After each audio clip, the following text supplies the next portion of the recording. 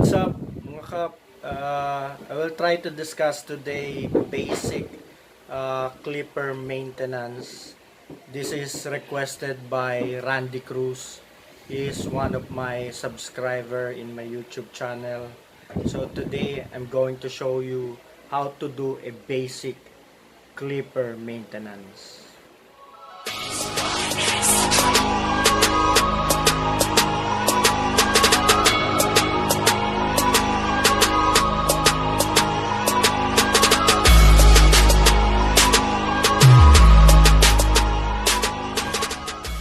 Shoutout nga pala sa'yo, Cap Randy Cruz. Ito na yung request mo na video about basic clipper maintenance.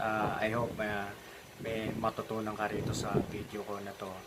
At itong video na to ay intended also for the beginners, those who are just starting in this industry. Okay, let's start. So just to give you idea on what clippers I have here. So I have this senior Wall Senior cordless, Wall Magic Clip cordless, and Keme 2850. So we just need a Phillips screw, tissue, brush, we need oil, and alcohol for disinfecting the blades of the clipper. But you can use clipper side instead of this. Naubusan lang ako ng clipper side, no, so alcohol muna gagamitin ko. And this. Okay, first thing we need to do is to loosen up this screw here.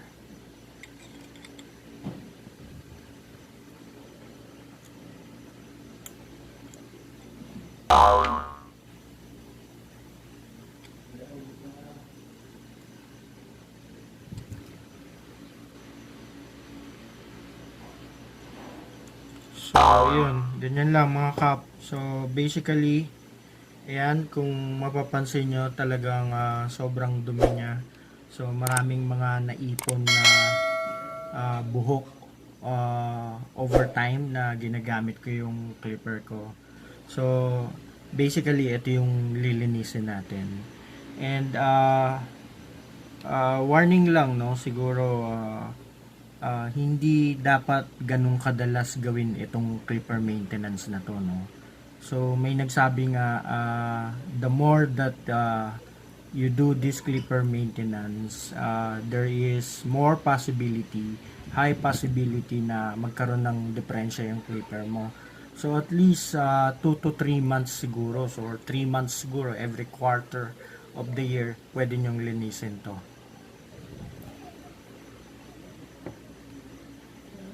Okay, so tanggalin lang natin itong top blade. Ayan, so basically ito na yun, yung clipper natin without the blade. And ito lang yung kailangan nating linisin. Okay, so the reason why may tissue ako dito kasi yun nga, para dun sa mga buhok at pagtatanggalin na natin. So, yan, walisin na natin.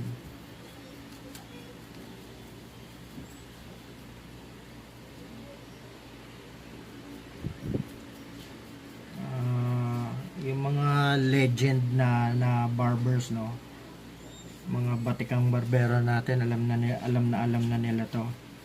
So, para dun sa mga newbie, itong information na to, and I hope makatulong din sa inyo. Ayan, tanggalin lang natin. So ayan mga kap, ang dami talaga, oh.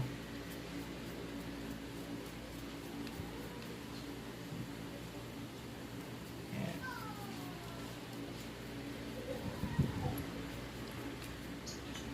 And then pwede nating punasan nitong tissue.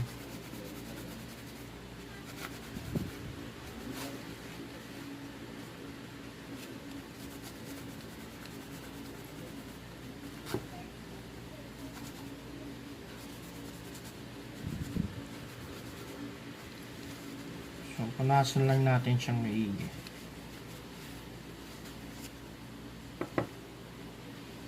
And yung top blade.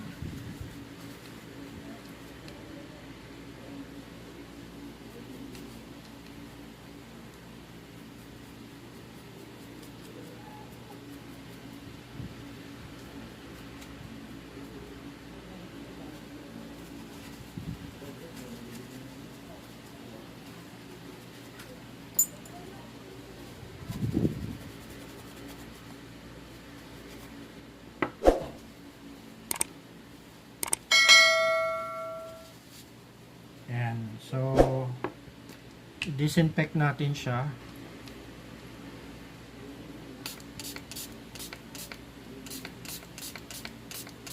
Ayan.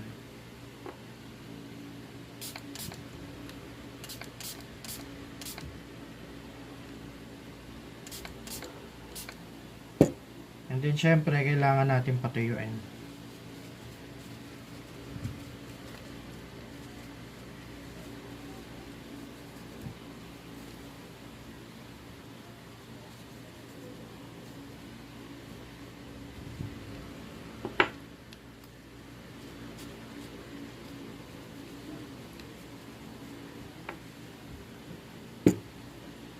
Then dito naman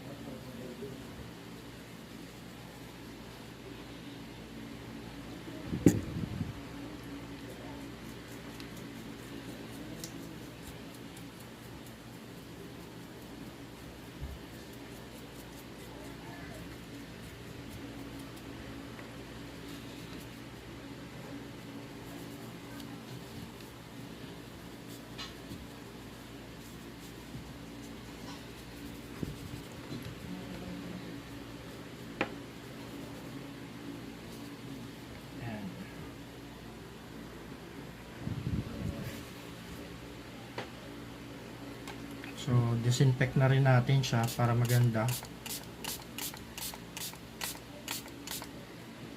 Yan, punasan nyo lang agad kasi probably baka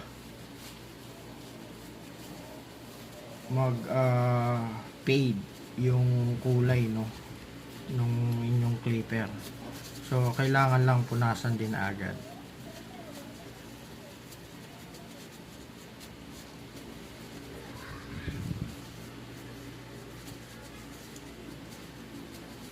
Yun. So malinis na siya mga kap. So kailangan na nating ibalik yung blade.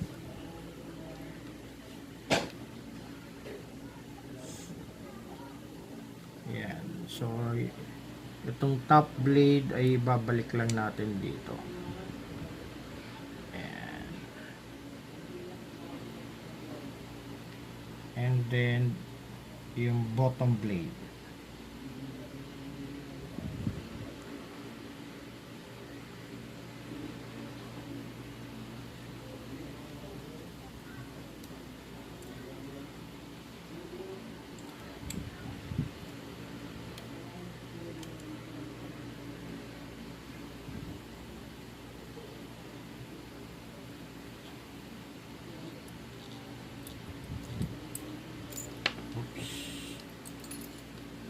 Yo.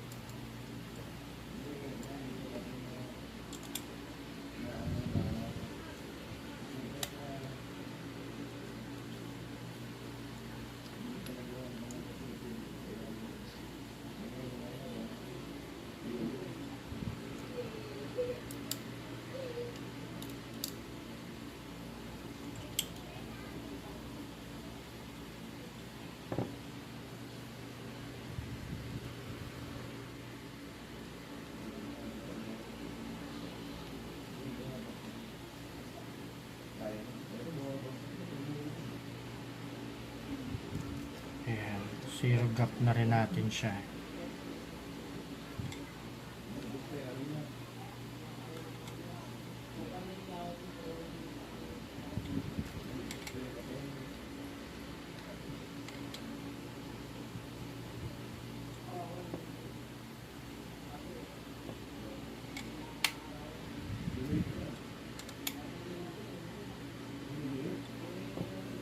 So that's it mga kap.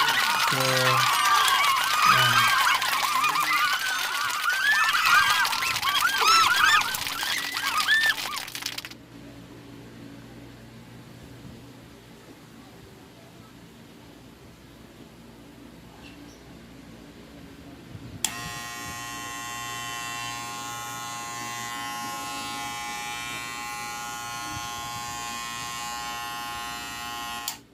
Ayun mga kap. So after nating linisin yung loob and then kailangan naman natin siya i-oil.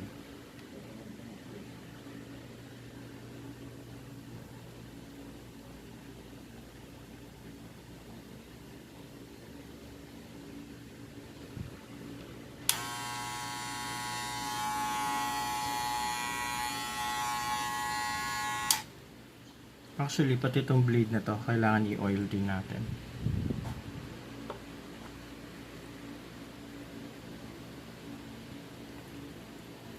Para iwas kalawang.